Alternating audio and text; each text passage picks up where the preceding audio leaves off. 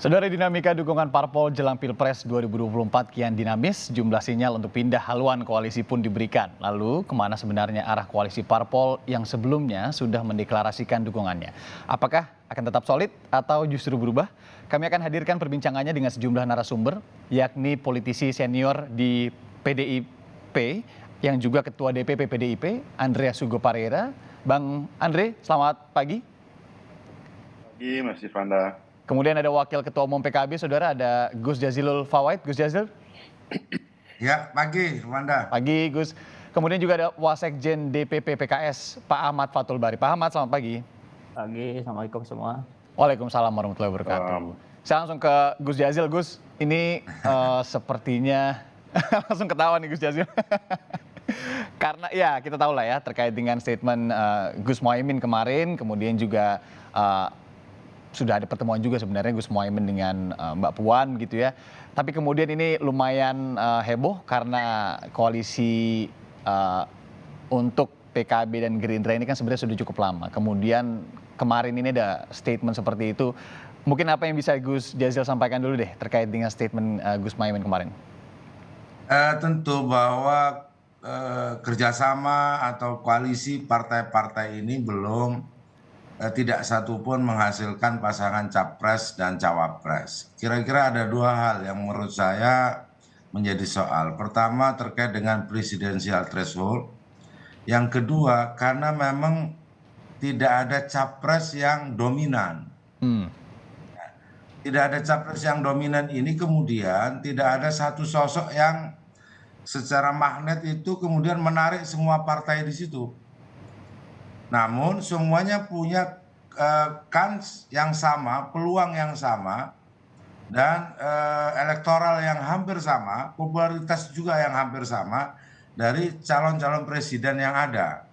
Sehingga kemudian merasa bahwa partai politik atau yang bekerja sama dalam koalisi itu merasa bahwa masing-masing memiliki kira-kira nilai tambah untuk menguatkan pasangan calon presiden.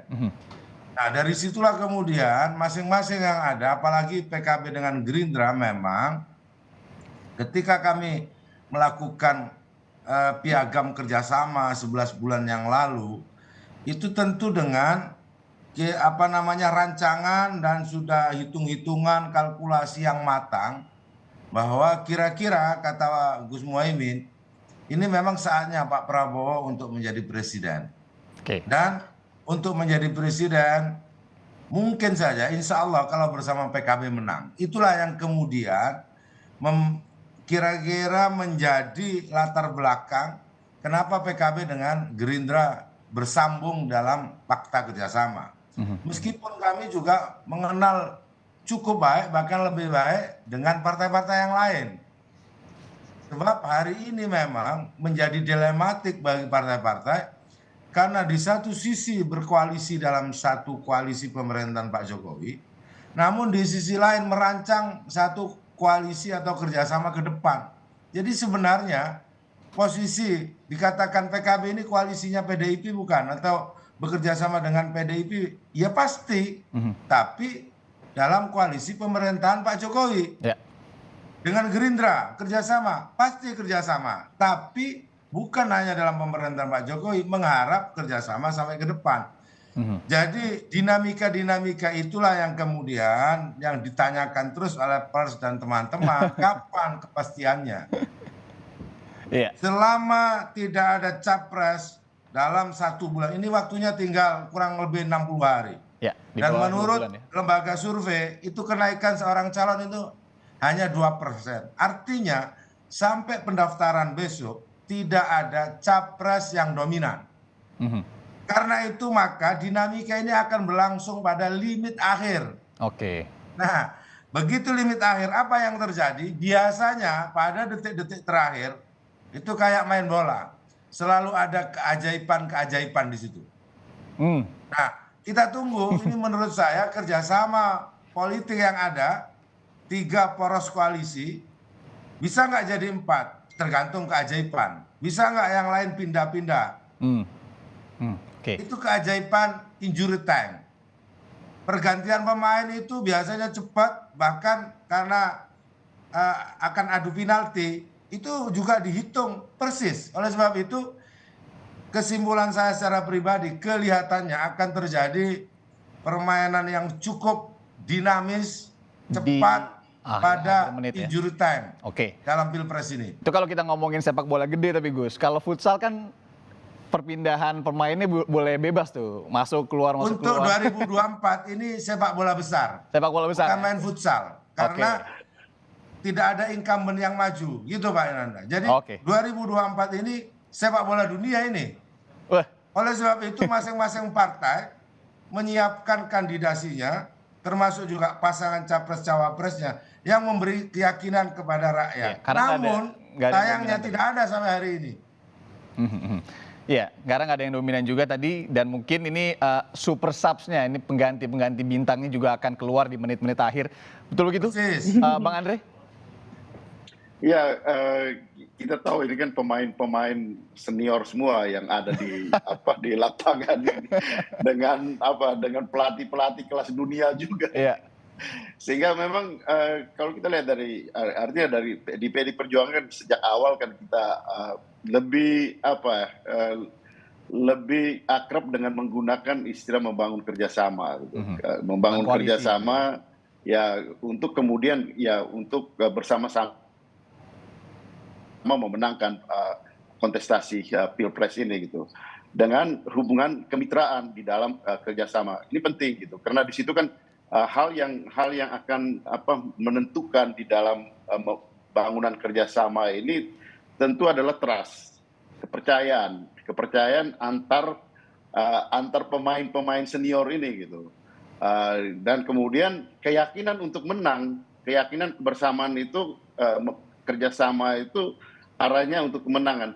Nah di situ akan menentukan bagaimana bangunan kerjasama dan alat yang akan merekatkan antar pemain-pemain ini gitu. Di sini saya kira ya Gus Jas tentu sudah paham betul sebagai partai yang sudah sangat berpengalaman juga di dalam kerjasama dan kemudian koalisi bangunan pemerintahan yang sudah berjalan ini dengan siapa bekerja sama membangun koalisi di mana di situ ada trust yang bisa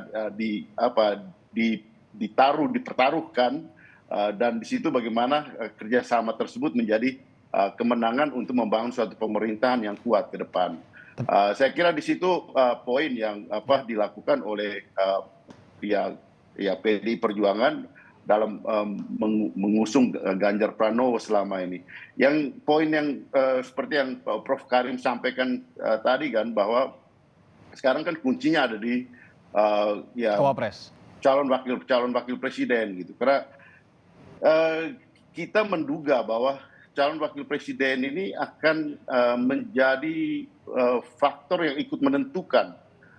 Karena kita tahu bahwa sekarang dengan posisi 3 calon presiden yang relatif berimbang relatif berimbang dominan, dalam tetapi dengan kehadiran calon wakil presiden paling tidak ini akan menjadi game changer dalam proses kontestasi ini gitu. Dan di situ saya kira semua melakukan hitungan-hitungan tersebut dan bukan tidak mungkin seperti yang Gus Jas sampaikan bahwa PKB bergabung dengan PDI Perjuangan karena kami punya pengalaman yang cukup panjang di dalam kerjasama politik membangun suatu pemerintahan yang kuat dan saya kira kita semua sudah saling mengenal komunikasi dengan teman-teman PKB ini kan sudah panjang bahkan sejak masih muda-muda gitu. Emang sekarang udah tua Bang Andre. generasi ketika mahasiswa kan kita sudah saling kenal dengan soalnya kalau PKB, gitu. ngomongin muda atau tidak muda ini kan Mas Hasto juga kemarin bilang bahwa salah satu atau Bang Andre ya yang bilang ya bahwa salah satu kriteria cawapresnya Mas Ganjar ini kan pemuda gitu kan. Tapi kalau kita tahu juga dalam undang-undang pemuda ini kan umurnya sampai 30 tahun. Apakah yang paling mendekati ke 30 tahun Bang Andre kalau untuk Mas Ganjar? Semangat ya, yang penting semangatnya muda. Kita jangan mempolitisasi pemuda gitu, mempolitisasi muda, tapi yang penting semangatnya muda, semangatnya keyakinan untuk bukan umur ya berarti ya. Dan umur itu soal kedua kita lihat Presiden Amerika itu clear. 70 hampir 80 tahun tapi semangatnya kan masih jiwa muda, gitu, semangat muda. Saya kira itu yang paling penting gitu. Oke, clear. Ke Pak Ahmad. Pak Ahmad, jadi kalau sejauh ini sepertinya di Koalisi Perubahan untuk Persatuan ini kemarin juga habis berkunjung ke Bandung gitu ya, ramai yang menyambut di sana. Seperti apa? Kayaknya adem-adem aja nih saat ini nih. Ya, sebetulnya kalau tadi yang sudah disampaikan oleh Gus Jazil dan Pak Andre ya, itu kan sudah tergambar ya. Ya mungkin beginilah gambaran politik di Indonesia nih. Jadi pemain-pemainnya juga sudah kawakan gitu. Dan publik tinggal menikmati saja nih gocekan-gocekannya, lalu juga umpan lambungnya gitu dan sebagainya. Ya, tapi memang ya inilah gambaran kita ya, politik yang dinamis dan pesta demokrasi juga menambah sentuhannya nih karena politiknya menarik gitu untuk dicermati terus. Tapi yang jelas ya kalau di kami ya kita menghormati domain seluruh partai politik ya, seluruh komunikasi juga kita lakukan ke berbagai parpol. Tetapi kalau koalisi perubahan itu tentu kita sudah berproses sudah cukup panjang, mulai sejak komunikasi awal hingga ada juga kita sampaikan ke publik ya piagam kerjasama 3 partai, Nasdem, Partai Nasdem, PKS dan juga Partai Demokrat. Dan di situ poinnya pun juga sudah jelas. Makanya proses yang berjalan sekarang pun juga sudah mengacu dari piagam tersebut. Ketika kita sudah sepakat membuat koalisi, lalu sudah ada bakal capres yang ditetapkan bersama dan menyerahkan wewenang ke bakal capres yang kita usung untuk juga berkomunikasi lintas parpol dan memilih siapa yang akan menjadi bakal cawapresnya. Nah, itu gambarannya sekarang. Sehingga proses yang berlanjut saat ini bahkan sudah sifatnya sudah sosialisasi melalui fasilitasi 3 parpol tersebut. Kemarin di PKS kita ada acara di Jawa Barat, sebelumnya ada di Bekasi, lalu Partai Demokrat juga ada acara juga di Bandung misalnya kemarin. Ya. Pak Ahmad, tapi kalau di Bandung kemarin kita tahu lah ya basis PKS juga di sana, kemudian bisa dibilang koreksi kalau salah, kalau saya salah ya, IO-nya ini PKS lah, tapi yang kemudian tokoh yang kemudian sangat bertemu rakyat kan kemarin tak hanya Pak Anies tapi ada Mas Ahaye juga di sana berdampingan. Apakah kemudian ini juga menjadi sinyal kuat PKS juga selalu mendukung sosok keduanya untuk menjadi pasangan gitu? Kalau di kami tentu sosialisasi ini sudah dibagi ya, bahkan semua partai politik punya kesempatan juga untuk mensosialisasikan Pak Anies ke kader dan simpatisan, dan itu yang dilakukan. Makanya kemarin ada forum dengan PKS, ada forum dengan Partai Demokrat, ada juga forum dengan Partai Nasdem, dan ini sudah secara reguler, sudah ditetapkan waktunya dan sebagainya. Jadi untuk ke arah pemenangan kita sudah fokus ke arah sana, tinggal mungkin nanti cawapresnya yang kita tunggu siapa yang akan diusung gitu. Walaupun tentu politik tetap dinamis, tapi dinamika yang berjalan tentu sudah kita sepakati terlebih dahulu di awal gitu, sehingga publik nanti mudah-mudahan akan melihat ya Pak Anies ini salah satu capres yang sudah firm lah untuk diusung dan mudah-mudahan ya menang gitu dalam pemilu di 2024 nanti. Gus Jazil, tadi Anda juga sebutkan ya, sebenarnya sudah 11 bulan berlalu. Saya juga baru engah gitu ya, oh udah 11 bulan ternyata ya. Apakah menurut PKB ini sudah lumayan terlalu agak lama sedikit, hingga kemudian ada harapan dari PDI ini disampaikan ke publik, memang tidak berniat untuk menekan, tapi katanya ditekan-tekan juga sedikit sama para kiai bahkan, Gus Muhaimin. Ya, justru kalau menghitung cepat atau lambat dalam politik, itu sebenarnya ukurannya adalah momentum. Jadi tidak jarak, tapi momentum. Menurut PKB ketika itu, kenapa cepat melakukan tanda tangan piagam kerjasama, itu untuk mengawal momentum. Dan para ulama juga melihat momentum. Ketika itu para kiai itu berharap dalam ijtima ulama untuk diputuskan sebelum bulan Ramadan. Itu melihat momentum juga. Karena apa? Momentum puasa itu nggak akan ada lagi sampai pemilu. Namun akhirnya faktanya tidak terbukti. Nah, kemarin ketika Harla, Pak Muhaimin juga, itu kan momentum di partai PKB. Tapi setiap momentum itu kemudian tidak disertai dengan keputusan yang final. Sehingga bukan menekan, tetapi posisinya kemudian menjadi semula bersemangat, kendor lagi. Momennya tadi ya. Karena apa? Karena momentum harapan ini tidak segera ditangkap. Makanya saya sampaikan juga ke ini sebenarnya yang diultimatum bukan Gerindra tapi Caimin, Gus Muhaimin. Karena di situ yang memiliki mandat dalam piagam kerjasama itu yang memutuskan presiden dan calon wakil presiden itu Pak Prabowo dan Gus Muhaimin. Oke. Nah 11 bulan ini tugas kedua ketua umum ini masih belum final dan menghasilkan hasil. Yang diharapkan, apa hasil yang paling diharapkan? Sekber sudah dibuat, kita sudah bekerja. Namun keputusan final terkait pasangan presiden dan calon wakil presiden sampai hari ini ditunggu. Ya. Jadi ketika kita bilang ini Kiai Konstituen PKB berharap untuk segera, dianggap kami mengancam, dianggap kami retak. Enggak, sama sekali tidak. Ya. Kami akan menghormati piagam kerjasama ini dengan gentleman. Kalau memang harus segera diputuskan, monggo diputuskan.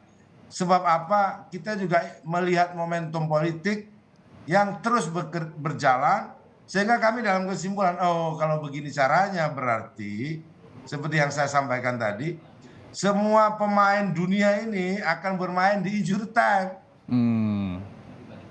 Oke. Kan akan begitu, akan terjadi eskalasi yang kuat di ujung.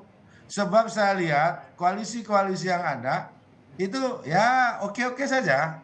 Padahal masyarakat ini sudah menunggu karena momentum tinggal 60 hari. Nah, itu dia. Nah, tetapi mungkin masing-masing ingin surprise. Kira-kira begini nih, Pak Indra. Jadi Pak Prabowo dengan Pak Gus Muhaimin menunggu siapa pasangan presiden dan cawapres dari Pak Ganjar. Sementara Saling Pak tunggu Ganjar ya. menunggu pasangannya Pak Prabowo siapa. Ya. Pak Anies juga demikian. Sehingga apa yang terjadi ya saling intip ya, ngintip sana, ngintip sini. Momentum Oke. tidak gerak-gerak ini. Iya, iya. Apakah Karena itu kemudian tadi ya, ya. saya sampaikan, karena tidak ada calon presiden yang dominan. Balik lagi ke sana ya. Apakah kemudian akan seperti periode sebelumnya hingga benar-benar di injury time terakhir sekali? Kita akan lanjutkan perbincangan yang usai jeda, saudara. Jadi tetap di Sapa Indonesia Pagi.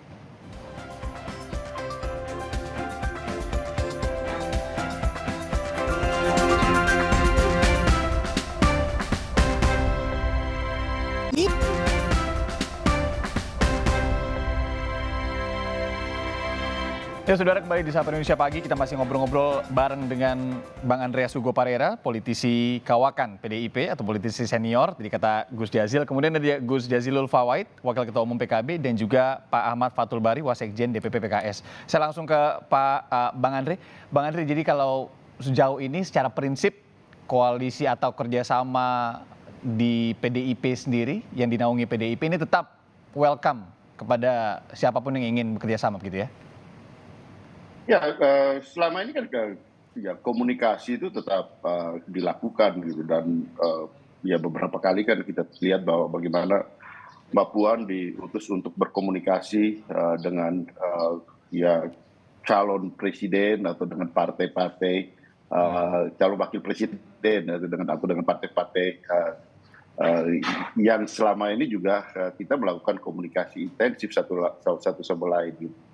Sehingga memang komunikasi ini penting untuk membangun itu tadi yang saya sampaikan bahwa trust, membangun kembali.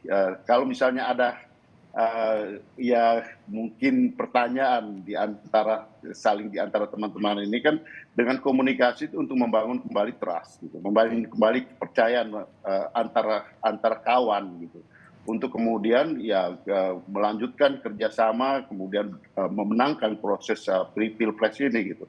Karena itu penting, tanpa ada komunikasi sulit untuk kita membangun keyakinan bersama untuk memenangkan proses kontestasi ini gitu.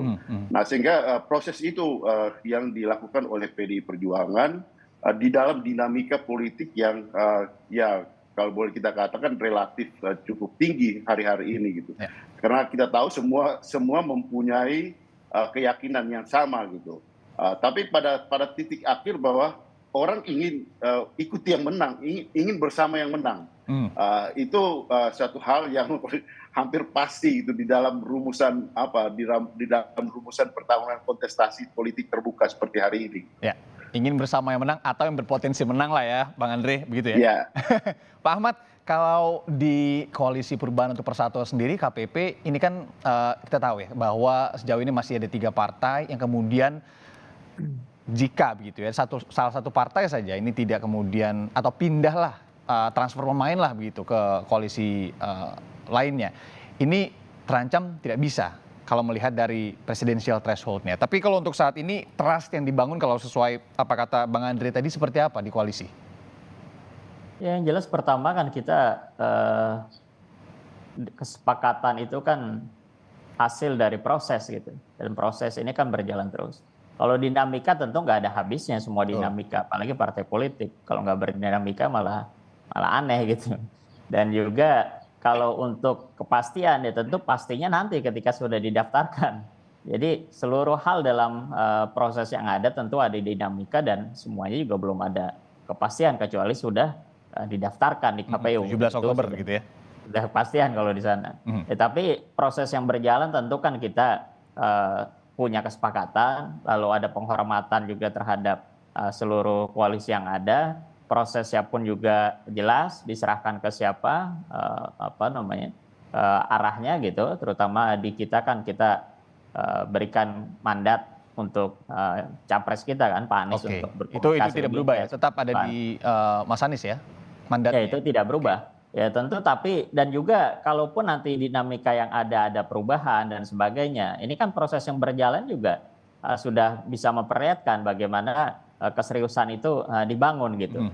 Hingga sekalipun nanti misalnya di dinamika dan sebagainya, tentu menurut kami ya sangat sayang sekali karena hampir setiap hari kita sudah sosialisasi tentang capres kita, billboard, baliho di mana-mana juga sudah mengusung capres yang kita usung, kegiatan juga sudah banyak. Jadi kalaupun akhirnya nanti ada perubahan dan sebagainya, tentu pasti banyak pertimbangan oleh partai politik yang mau berubah gitu. Ya tentu ini satu hal yang juga perlu dicermati bahwa inilah gambaran keseriusan kita dalam membangun koalisi yang ada, mengusung capres yang sudah kita sepakati bersama. Oke. Gus Jazil, kalau memang nanti menangkap welcome-nya Mas Hasto kepada Gus Muhaimin untuk ke PDIP begitu, akan tetap value yang dibawa sebagai cawapres Mas Ganjar? Tentu Pak Muhaimin membawa mandat dari partai, dari Muktamar, bahwa 2024 Gus Muhaimin atau Gus Imin harus masuk di kertas suara Pilpres. Itu menjadi mandat yang ada di punggungnya Gus Muhaimin. Oleh sebab itu seluruh proses yang dibangun ketika melakukan kerjasama itu dengan harapan membawa mandat itu. Makanya yang terjadi dinamikanya sampai 11 bulan, dan juga digoda masuk di cawapresnya PDIP. Digoda nih benar. Iya, kira-kira itu kan godaan besar tuh. Oke. Bagi PKB. Karena apa? Ini partai besar. Kalau godaan partai kecil mah gak dihitung, ini godaan partai besar. Kalau ke PDIP 12 dan hari kelar lah ya. satu-satunya partai yang punya tiket untuk menuju Pilpres. Golden ticket ini. Kalau ke PDIP 12 hari kelar lah ya Gus ya. Kalau iya, makanya saya sampaikan 11-12, kalau itu nggak jelas, gua lepas. Karena begini, rumusnya begini. Di dalam politik, cepat itu tentu ada yang dikejar. Lambat karena kalau tidak ada yang nunggu juga untuk apa.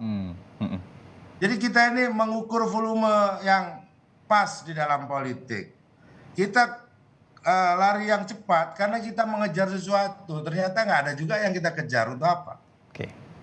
Kita berlambat-lambat juga nggak ada gunanya, kita juga nggak ditunggu. Oleh sebab itu momentum menurut saya ini penting, bukan soal cepat atau lambat, ada yang menunggu, ada yang dikejar nggak? Nah kalau PKB jelas, PKB memiliki mandat agar Gus Muhaimin melalui Muktamar, melalui Ijtima Ulama agar maju menjadi calon presiden ataupun wakil presiden. Itulah yang kita kejar, itulah yang menunggu. Kira-kira begitu. Makanya ketika kita membangun kerjasama, kita punya ukuran-ukuran, punya mandat, punya sesuatu yang harus kita kejar. Selain yang disebut kemenangan ya, setiap kerjasama pasti ingin menang karena sebaik apapun visi kalah yang nggak ada bisa dikerjakan, misalnya gitu. Yang digarisbawahi juga tadi ya, ini bukannya mengancam Gerindra atau mempush Gerindra, ini bahkan Gus Muhaimin yang dipush begitu ya sama Iya kiai-kiai betul, dan juga karena Gus ulama ya. Muhaimin ini yang punya mandat Oke, untuk oke. menyelesaikan bersama Pak Prabowo. Saya ke Bang Andri dulu, Bang Andri. Jadi Maaf, Gus, saya ke Bang Andri dulu sedikit. Bang Andri, ya, jadi kalau untuk di PDIP sendiri, ini kan Gus Muhaimin sebenarnya masuk ya ke dalam 5 nama yang kemudian disebutkan Mbak Puan dalam survei-survei juga masuk gitu ya, nama Gus Muhaimin. Masuk nggak kriterianya kalau untuk cawapres Mas Ganjar? Ya, justru karena masuk kriteria itu makanya disebut menjadi opsi-opsi yang terbuka gitu. Dalam hal ini kita lihat bahwa ya kita tahu bahwa Gus Muhaimin ini kan tokoh yang memimpin partai politik dengan pengalaman yang panjang dengan berbagai macam tingkat kesulitan dan tantangan yang dihadapi, dan beliau ya survive di dalam politik, sehingga beliau bukan newcomer di dalam politik gitu. Sehingga ya ini satu hal yang tentu ya patut diapresiasi gitu. Saya kira ini satu hal yang ya menyebabkan bahwa ya Mbak Puan menyebut Gus Muhaimin sebagai salah satu opsi di situ kan. Dan ini membuka ruang untuk berkomunikasi, dan saya kira itu adalah hal yang wajar tadi yang kita katakan. Gus Muhaimin juga bukan orang baru dengan PDI Perjuangan. Panjang sejarahnya dengan PDI Perjuangan. Saya kira teman-teman di PKB pun tahu itu, kami di PDI Perjuangan pun kami tahu itu gitu. Sehingga untuk membangun kembali ruang-ruang komunikasi, ya untuk membangun trust, ya kita lihat ke depan gitu. Dengan juga menengok sejarah di belakang, kita melihat ke depan bagaimana ke depan untuk ya kepentingan bagaimana memenangkan kontestasi ini, dan ya membangun suatu pemerintahan yang kuat, melanjutkan pemerintahan Pak Jokowi dengan legasi-legasi yang sudah dilakukan selama ini. Saya kira poin itu yang perlu menjadi perhatian, menjadi catatan kita bersama gitu. Ya. Bagaimana dengan PKB ini gitu. Bang Andre, tapi kalau itu, dari kalau dari 5 nama nanti sebelum ke 17 Oktober akan menyusut dulu nggak jadi 3 atau 2 dan akan diumumkan ke publik nggak kira-kira? Itu relatif gitu, dalam arti bahwa bisa jadi 5 langsung jadi 1, bisa jadi 4, bisa jadi 3 dulu, atau nah itu kan proses kan. Tetapi pada dasarnya kan toh calon wakil presiden itu hanya 1 gitu. Tidak mungkin kita. Nah setelah itu kan bahwa di dalam ruang kerjasama ini kan banyak hal, banyak opsi juga yang lain gitu. Dan itu kan perlu dibicarakan secara bersama. Rasionalisasi politik di situ kan penting untuk melihat bagaimana membangun suatu kerjasama yang solid dan mempunyai trust tadi, dan kemudian bagaimana melihat peluang-peluang untuk memenangkan itu ke depan. Karena kita tahu bahwa calon wakil presiden itu cuma 1. Tapi juga banyak ruang-ruang politik yang ada di dalam bangunan kerjasama yang bisa kita bicarakan secara bersama. Saya kira ya hal itu semua orang sudah tahu gitu. Bang Andri. Dan sebagai politisi senior, teman-teman di PKB pun paham benar soal itu. Bang Andri, tapi kalau calon wakil presiden Mas Ganjar sebagai ketua umum parpol, apakah akan lebih memiliki nilai tawar atau tidak menurut Anda? Ya itu kan bagaimana muncul di dalam pembicaraan tadi, ruang pembicaraan, sehingga ruang komunikasi ini penting gitu. Kalau tidak ada komunikasi, orang akan hanya saling bertanya, saling ya bisa jadi juga muncul kecurigaan satu sama lain. Kenapa tidak ada patokan harga yang mati gitu, dalam arti bahwa ada rumusan yang eksak bahwa ya ini harus seperti ini gitu. Harus ya, ketua umum partai tidak politik juga ya? Ini kan apa? Politik ini kan bukan ilmu pasti gitu. Di mana ruang-ruang kemungkinan harus dibuka untuk kemudian bagaimana membangun tadi yang saya katakan tadi, penting trust building di dalam politik untuk kemudian ya kita bisa bekerja sama gitu. Karena kalau tidak ada trust, ya itu bangunan kerjasama itu akan rapuh di dalam proses politik itu gitu. Jadi saya kira apa yang dilakukan oleh ya PDI Perjuangan selama ini adalah membangun basis kerjasama itu dengan komunikasi untuk membangun trust gitu, antara membangun saling percayaan antara teman-teman ya kita di pemain-pemain kawakan yang kita sebenarnya sudah saling tahu juga gitu. saling paham karena ini kita cukup lama dalam dunia politik ini dan saya kira tinggal bagaimana membicarakan ini secara terbuka, secara dengan untuk kembali membangun kepercayaan itu melihat ke depan dengan pengalaman-pengalaman sejarah yang ada di belakang gitu.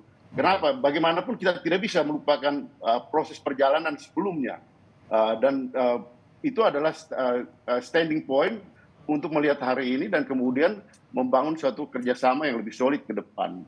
Oke, setuju. Kalau untuk Pak Ahmad, kalau untuk di perubahan sendiri, koalisi perubahan sendiri, sejauh ini apakah tetap terbuka dalam opsi cawapres ataukah itu diserahkan saja ke Pak Anies atau seperti apa? Karena kan ada tim 8 juga sebenarnya yang bekerja di bawah.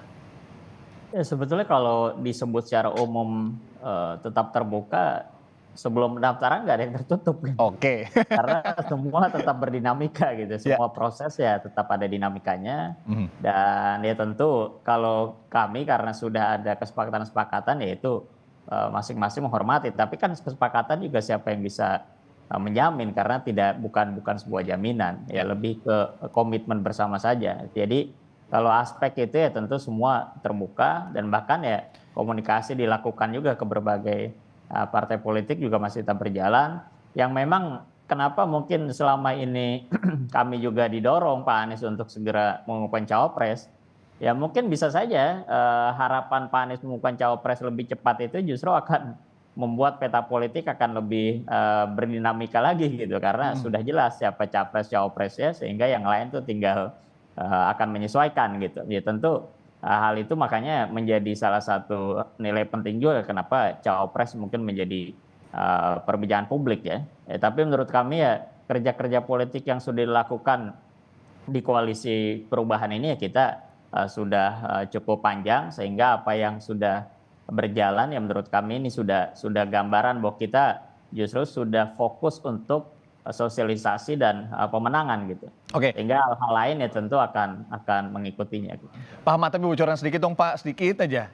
Kalau untuk di perubahan sendiri ini akan mengumumkan pertama atau menunggu yang lain dulu? Ya kalau itu diserahkan ke Pak Anies ya. Tapi kalau dari yang pertama ya alhamdulillah kita kan yang pertama dulu mengumumkan capres ya. Mudah-mudahan ya kalau bisa nanti cawapresnya yang pertama juga, entah yang pertama tapi di hari pendaftaran ya mungkin juga gitu. Oke, maksudnya itu ya, bukan yang pertama kali terlihat. Mungkin saja yang pertama tapi di hari pendaftaran kan itu juga mungkin bagus-bagus juga yang tetap yang pertama.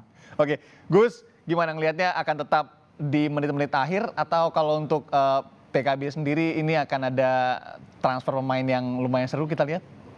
Ya tentu dinamika dan momentumnya dalam 1 bulan ini menurut saya dalam 30 hari ini menjadi momentum yang sangat penting. Jadi di bulan Agustus pasca Presiden menyampaikan pidato kenegaraan dan juga dinamika politik yang lain, saya melihatnya dalam 30 hari ini akan terjadi semacam pemadatan gitu, pematangan di masing-masing koalisi untuk memastikan siapa. Kalau itu tidak terjadi dalam 30 hari ini, maka akan terjadi pada saat injury time. Dan itu bagi PKB ini udah disebutkan ya 30 hari. Dan itu bagi PKB hal yang biasa. Oke, bukan deadline ke Gerindra kan? Bagi partai-partai yang lain juga sesuatu yang biasa. Jadi tapi ini momentumnya memang ada di 30 hari pertama dan 30 hari kedua ini. Kalau lepas dari itu sudah lewat. Nambah nih 30 harinya ada 2 jadinya. Itu mah sampai ya kan, time juga. Kan memang begitu. Ini tahap pematangan, tahap pendaftaran seperti yang disampaikan. Kalau 30 hari yang kedua itu mainnya di injury time.